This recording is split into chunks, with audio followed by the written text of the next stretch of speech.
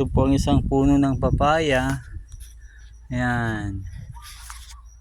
Ang ganda. Ayan, daming bunga. Pero may nakita akong kakaibang bunga ng papayang ito.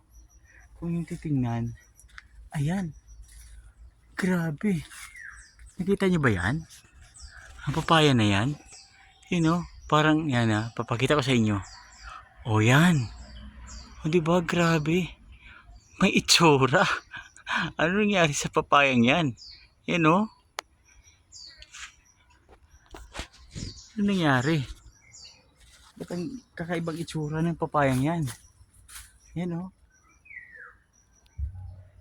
Yan. Diba? Parang nagkabit-kabit siya. Yun o, parang nagkabit-kabit siya. Yun yung pinakaano yan o. Yan.